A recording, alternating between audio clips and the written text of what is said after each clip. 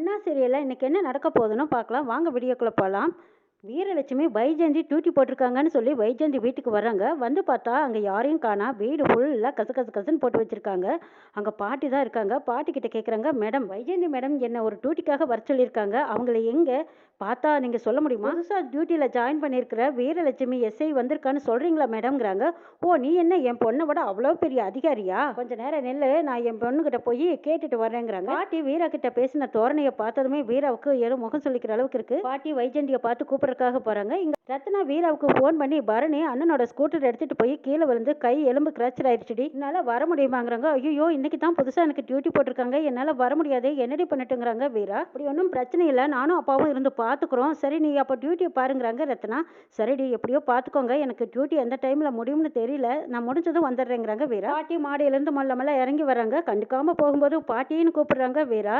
ஏய், யாருக்கு யாரடி பாட்டி? யாரை பார்த்து பாட்டின்னு சொன்னேன்? உனக்கு நான் பாட்டியா? என்னை பார்த்தா நீ பாட்டின்னு கூப்பிடுவியாங்கிறாங்க. ஐயோ இல்லை மேம், மேடம் வருவாங்களா இல்லை லேட் ஆகுமா? எனக்கு வீட்டில் கொஞ்சம் அர்ஜென்ட், நான் போயாகணுங்கிறாங்க வீரா. ஓஹோ அப்படியா, இங்கேயும் அவசரம் தான், என் பொண்ணு வர வரைக்கும் நீ வெயிட் பண்ணுன்னு சொல்லிட்டு போறாங்க பாட்டி. பரணி ஹாஸ்பிட்டல்ல கை முறிஞ்சு வலியோடு உட்காந்துருக்காங்க. அங்கே டாக்டர்மா வர்றாங்க. பரணி என்ன முடிவு பண்ணியிருக்கீங்கன்னு கேட்குறாங்க. டாக்டர் கண்டிப்பாக ஆப்ரேஷன் பண்ணித்தான் ஆகணுமாங்கிறாங்க. ஆமாம் பரணி, உங்களுக்கு தெரியாதா? ஆப்ரேஷன் தேட்டரை ரெடி பண்ணுறேன், எப்படியும் குறைஞ்சபட்சம் 6 மாதம் ஆகிடும், தைரியமாக இருங்க அப்படின்னு சொல்லிட்டு போகிறாங்க டாக்டர். ஏத்த உன் வீட்டுக்காரருக்கும் கொஞ்சம் கூட அறிவே இல்லையா? இப்படி எல்லாரும் முன்னாடியும் கொளுத்தி போடுறாரு, இது நல்லாவா இருக்குன்னு கேட்குறாங்க ரத்னா. ஆமாடி, அவருக்கு எந்த நேரத்தில் எது பேசுறதுன்னு ஒன்றும் விவசாயே தெரியாது. ஆனால் இன்னைக்கு அவர் பேசுனதை வச்சு பார்க்கும்போது எனக்கே சந்தேகமாக தான் இருக்குது. பரணி எப்போவுமே கவனமாக தான் போய் விடுவா. இன்னைக்குன்னு பார்த்து இவளுக்கு இப்படி நடந்திருக்குன்னா எனக்கு சந்தேகம் வராதாங்கிறாங்க பாக்கியம். என்னத்தை நீயே இப்படி பேசுறியாங்கிறாங்க ரத்னா. சனியன் சவுந்தரபாண்டி கிட்ட காதுக்குள்ள போய் சொல்றாங்க, ஐயா நீங்க கொளுத்தினபடி எல்லாத்துக்கும் சண்முகத்தை பேர்ல சந்தேகம் வந்துருச்சுங்க ஐயா. நீ கீழே விழுந்ததும் உண்மை, அந்த சண்முகம் பைய யாகம் பண்ணனதும் உண்மை. இப்ப ரெண்டையும் முடிச்சு போட்டு எப்படி கொளுத்தி போட்டு எல்லாத்தையும் நம்ப வச்சிருக்கேன் பாத்தியாங்கிறாங்க சவுந்தரபாண்டி. நீங்க என்ன நினைச்சாலும் எல்லாரும் உங்களை வில்லனாவே பாக்குறாங்கன்னு சொல்றாங்க சனியன். ஆமாண்டா, எல்லாரும் எனக்கு வில்லனா நினைச்சாலும் சரி, ஆனா நான் எந்த இடத்துல போனாலும் ஹீரோவா தாண்டா இருப்பேங்கிறாங்க. சனியன் மனசுல சவுந்தரபாண்டியை பார்த்து, ஆமா ஹீரோவா ஹீரோ, இவரோட வில்லத்தனமெல்லாம் எனக்கு தெரியாதா என்ன அப்படின்னு நினைக்கிறேன். பரணி, உங்க அப்பா சொல்றது உண்மையா இருக்குமான்னு கேட்குறாங்க பாக்கியம். அம்மா நீயே என்னை போட்டு குழப்பாத, நான் ஏற்கனவே குழப்பத்தில் தான் இருக்கேன். ஆனால் நீ நினச்ச மாதிரியும் உன் மருமகன் நினச்ச மாதிரியும் அமெரிக்காவுக்கு நான் போக முடியாமல் கிடக்கிறேன், உனக்கு திருப்தியாங்கிறாங்க பரணி. ஏய், சண்முகம் பண்ணதுக்கு நான் என்ன பண்ணட்டும்? அவன் தான் செய்வனை வச்சிருக்கான், எனக்கு அதை பற்றி என்ன தெரியுங்கிறாங்க பாக்கியம். இன்னைக்கு அவன் வரட்டும் இருக்கு அவனுக்குங்கிறாங்க பரணி. சொல்லிக்கிட்டு இருக்கும்போதே கரெக்டாக சண்முகம் வந்ததும் என்னாச்சுன்னு கேட்குறாங்க. இல்லை உனக்கு அறிவு இருக்கா? ஒன்றும் ஆட்டோ பிடிச்சி போயிருக்கணும், இல்லைன்னா எங்கள் அப்பாவை சைக்கிளில் கொண்டு விட சொல்லி போயிருக்கணும்.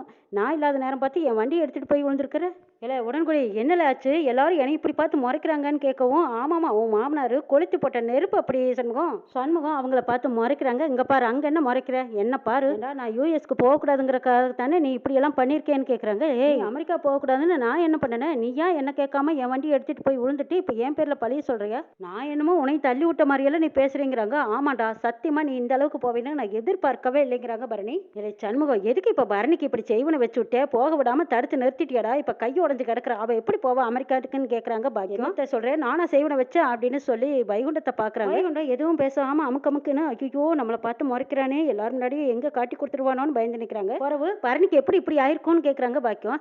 ஏய், அவங்ககிட்ட என்ன பேச்சு? முதல்ல இவளுக்கு ஆப்ரேஷன் பண்ண முடியுமான்னு பார்க்கலாம். பரணியா அமெரிக்கா போக விடாமல் செய்வனை வச்சு பண்ணிட்டான் பாருங்கிறாங்க சவுந்தரபாண்டி. இதா பாருல பரணி, நீ எம்பிபிஎஸ் டாக்டர் தான், உள்ளூருக்குள்ள மட்டும்தான் சுற்றிக்கிட்டு இருக்கணும். உன் பேருக்கு பின்னாடி பெரிய பெரிய படிப்பெல்லாம் போடவும் முடியாது, நீ உன்னால படிக்கவும் முடியாது. அந்த மாதிரி இதை வெறும் பையன் உன்னை பண்ணிட்டான். எப்போ நீ பாட்டுக்கு வாய்க்கு வந்தபடி பேசிட்டு இருக்காத, நடந்தது என்னன்னு புரிஞ்சு பேசுங்கிறாங்க முத்துப்பாண்டி. மாமா, உங்களை மாதிரி எல்லாம் எங்க அண்ணன் கெட்ட நான் பிடிச்சவர் கிடையாது, என்ன வேணாலும் எங்க அண்ணனை பேசலாம்னு நினைச்சு பேசாதீங்கிறாங்க எஸ்கி. அண்ணே நீ ஒன்றும் கவலைப்படாத, உனக்கு சப்போர்ட்டுக்கு நாங்கள் இருக்கோங்கிறாங்க எஸ்கி. இல்லை ரத்னா, யாரோட சப்போர்ட்டும் தேவையில்லைன்னு சொல்லு, ஒட்டும் வேண்டாம் உறவு வேண்டான்னு சொல்லி வீட்டை விட்டு படி தாண்டி போனவள எல்லாம் என்கிட்ட பேச வேண்டாம்னு சொல்லி. இல்லை பரணி, எப்பவுமே மூட நம்பிக்கையை எதிர்த்து பேசுறவ நீ எப்படி இதையெல்லாம் நம்பினேன்னு கேட்குறாங்க சண்முகம்.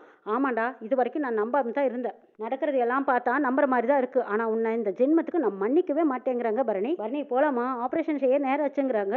அப்பதான் சண்முகம் கேட்குறாங்க, எங்க கூப்பிடுறீங்கன்னு கேட்கவும், ஆமாங்க கிரிட்டிக்கலான இடத்துல எலும்பு முறிஞ்சிருக்கு பரணி, உடனே அவங்களுக்கு பிளேட் வச்சு ஸ்க்ரூ பண்ணணுங்க, அப்பதான் எலும்பு வந்து ஒன்றா கூடுங்கிறாங்க டாக்டர். இதை கேட்டதும் சண்முகம், அதெல்லாம் ஒன்றும் தேவையில்லை நான் பார்த்துக்கிறேங்கிறாங்க சண்முகம். என்னங்க இப்படி பேசிட்டு இருக்கீங்க? பரணி டாக்டருக்கு உடனே கையில் ஆப்ரேஷன் பண்ணி, அப்போ நீங்கள் சொன்ன மாதிரி ஆப்ரேஷன் பண்ணால் அவள் உடனே அமெரிக்கா போக முடியுமாங்கிறாங்க. சான்ஸே இல்லை, அதெல்லாம் தள்ளி போட்டு தாங்க ஆகணுங்கிறாங்க. அப்படின்னா ஆப்ரேஷன் வேண்டாம் ஒன்றும் வேண்டாம், ஆனால் சொன்ன தேதியில் அவளை அமெரிக்காவுக்கு அனுப்பி வைக்க வேண்டியது என்னோட கடமை.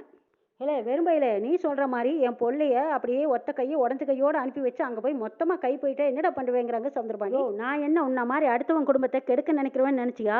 என் பொண்டாட்டி அமெரிக்கா போய் படிக்கணுங்கிறது அவ கனவு. அந்த கனவை நிறைவேற்ற வேண்டியது என்னோட பொறுப்பு. நீங்க எல்லாரும் ஓரமா நின்று வேடிக்கை மட்டும் பாருங்க. லே நீ ஒன்றும் கவலைப்படாத. உன்னை அமெரிக்காவுக்கு பத்திரமா அனுப்பி வைக்க வேண்டியது என்னோட கடமைன்னு சொல்லிட்டு இருக்கும்போது டாக்டர் அம்மா குறுக்க பேசுறாங்க. இங்க பாருங்க சார் சொன்னா கேளுங்க. இந்த நிலைமையில டாக்டர் பரணி வெளியில டிராவல் பண்ணக்கூடாது. இல்லை பரணி என்னை நம்பி வான்னு கூப்பிடுறாங்க சண்முகம். ஏங்க நீங்க பாட்டுக்கு ஏதாவது பண்ணி அவங்களுக்கு கை போயிட்டு என்னங்க செய்யறதுங்கிறாங்க டாக்டர்மா. அதெல்லாம் ஒன்றும் ஆகாது, நீங்க உங்க வேலையை பா போலாங்கிறாங்க. டேய் நீ செஞ்சதெல்லாம் போதும், இந்த அளவுக்கு பண்ணினது பத்தலையா, இன்னும் எதுக்குடா கூப்பிடுறீங்கிறாங்க பரணி. டேய் நீ அமெரிக்கா போகணுமா வேண்டாமா, நீ ஆசைப்பட்டது நிறைவேறணும்னு நினைக்கிறியா இல்லையா? உடன்குடி எல்லாம் ரெடியாக இருக்காங்கிறாங்க. எல்லாம் ரெடியாக இருக்கு, உங்கள் வீட்டுக்காரம்மா வந்தால் மட்டும் போதுங்கிறாங்க உடன்குடி. ஆமாம்மா அவள் கூப்பிட்டா வரமாட்டா, அவளை தூக்கிட்டு தானே போகணும்னு சண்முகம் பரணியை அப்படியே அள்ளி தூக்கிட்டு போகிறாங்க. வீரலட்சுமி வைஜெயந்தி வீட்டில் காத்துக்கிட்டு இருக்காங்க. இன்னும் இந்த மேடம் வேற காணுமே. பரணிக்கு என்ன ஆச்சுன்னு தெரியல. ஸ்டேஷன்ல இருந்து அதாவது ஒரு வெட்டி போய் பார்த்துட்டு வந்திருக்கலாம், என்ன வேலைன்னு தெரியல. அவங்க வந்தாவது என்னன்னு கேட்டுட்டு போகலான்னு பார்த்தா இன்னும் காணுமேன்னு எதிர்பார்த்துட்டு இருக்கும்போது அப்போ தான் வைஜெயந்தி மாடியிலேருந்து கீழே இறங்கி வராங்க. வைஜெயந்தி வந்ததும் வீரா சல்யூட் அடிக்கிறாங்க. மேம் நீங்கள் கூப்பிட்டதும் நான் உடனே கிளம்பி வந்துட்டேன்னு வீரா சொல்கிறாங்க. வைஜெயந்தி வீராவை பார்த்துட்டு உடனே அவங்க அம்மாவை கூப்பிட்றாங்க. ஏமா அப்போவே வந்துட்டு தான் சொல்கிறா, நீ வந்ததும் எந்த வேலையும் கொடுக்கலையா, வேலையை பார்க்க சொல்ல வேண்டியதானுங்கிறாங்க. மேம் வேலை பார்க்குற அளவுக்கு நான் எந்த ஃபைலும் கொண்டு வரலைங்கிறாங்க வீரா. யார் வேலை பார்க்க சொன்னா, வீட்டை பார்த்தியாங்கிறாங்க. பார்த்தேன் மேம், ஆனால் வீடெல்லாம் சுத்தம் இல்லாமல் இருக்குங்கிறாங்க வீரா. ஆமாம் வீட்டு வேலைக்காரி 2 நாளாக வரல, லீவ் போட்டா. அதனால தான் நான் உன்னை இந்த வேலைக்கு வர சொன்னேன். டோப்பி பெல்ட்டு இதெல்லாம் கழட்டி வச்சுட்டு வீட்டை பலன்னு சுத்தம் பண்ணுங்கிறாங்க வைஜெயந்தி. வீட்டை க்ளீன் பண்ணி வச்சுட்டு அடுத்தது சமையல் கட்டில் இருக்கிற பாத்திரத்தையெல்லாம் விலக்கி கழுவி பலன்னு நீட்டாக வச்சுட்டு. வைஜெயந்தி டாய்லெட்டை மறந்துட்டியே, வீட்டில் இருக்கிற 3 டாய்லெட்டும் சுத்தம் பண்ணாமல் நாத்தம் தாங்க முடியல, அதிகம் அவளையே க்ளீன் பண்ண சொல்லுன்னு பாட்டி சொல்கிறாங்க. என்ன நாங்கள் சொன்னதெல்லாம் உன் காதில் விழுந்ததா? தொப்பியை கழிச்சு வச்சுட்டு வேலையை ஆரம்பி, குயிக்கா சீக்கிரம் ஆரம்பி அப்படிங்கிறாங்க வைஜெயந்தி. வீராவுக்கு வந்த கோபத்துக்கு வைஜெயந்தியை வயசு வித்தியாசம் கூட பார்க்காம பலார்னு கணத்தில் ஓங்கி அறையணும் போல இருக்கு. இருந்தாலும் மரியாதையாக புரிய வைக்கலாங்கிறக்காக தொப்பியை கழட்டிட்டு வீரா ஸ்ட்ரிக்டா கட் அண்ட் ரைட்டா கரெக்டாக பதில் அடிக்கிட்டு இருக்கிறாங்க. இந்த வீரலட்சுமியை நீங்கள் தப்பாக நினச்சிட்டீங்க போல இருக்கு. சமூகத்துக்கு வேலை செய்யறதுக்காகத்தான் எனக்கு ட்ரைனிங் கொடுத்துருக்காங்க, சம்பளமும் கொடுக்குறாங்க. உங்கள் வீட்டோட கக்கூஸ் கழுவருக்கு எனக்கு இந்த கவர்மெண்ட் சம்பளம் கொடுக்கல மேடம். என்னடி என்கிட்டயே கையை நீட்டி பேசுற, உனக்கு என்ன திமிரான்னு கேட்குறாங்க வைஜெயந்தி. அதேதான் மேடம் திமிரு. போலீஸ் ஆகணும்னு கஷ்டப்பட்டு படிச்சு இந்த வேலையில ஜாயின் பண்ணி லட்சியத்தோட வந்திருக்கிற திமிரு தான் மேடம். ட்ரைனிங்ல பாஸ் பண்ணி அவுட் ஸ்டாண்டிங் எஸ்ஐ நான் தான் மேடம். அந்த அளவுக்கு இந்த வேலையை நேசிக்கிறேன், நான் மதிக்கிறேன். ஒரு சாதாரண பொண்ணா உங்களுக்கு உதவி செய்யணும்னு என் மனசுக்கு தோணுச்சுன்னா கண்டிப்பா நான் அதை செய்வேன். ஒரு எஸ்ஐயா உங்க வீட்டுல இந்த வேலையெல்லாம் நான் செய்ய மாட்டேன் மேம். அப்படி உங்க மிரட்டலுக்கு இந்த வேலையை நான் செஞ்சேன்னா அது என் பதவிக்கே அசிங்கம். என்னையே எடுத்து பேசுறியான்னு வைஜெயந்தி கேட்குறாங்க. ஆமா நீங்களும் போலீஸ் பதவியில் தானே இருக்கீங்க. வீட்டுக்கு வர சொல்லி உங்களை கக்கூஸ் கழுவி சொன்னா நீங்க போய் செய்வீங்களா? ஒரு காபி டம்ளரை கழுவி வைக்க சொன்னா உங்களுக்கு எப்படி இருக்கும் மேடம்? என்ன எழுத்தா பேசுற, என்ன எழுத்துக்கிட்டா உனக்கு என்ன நடக்கும் தெரியுமாங்கிறாங்க.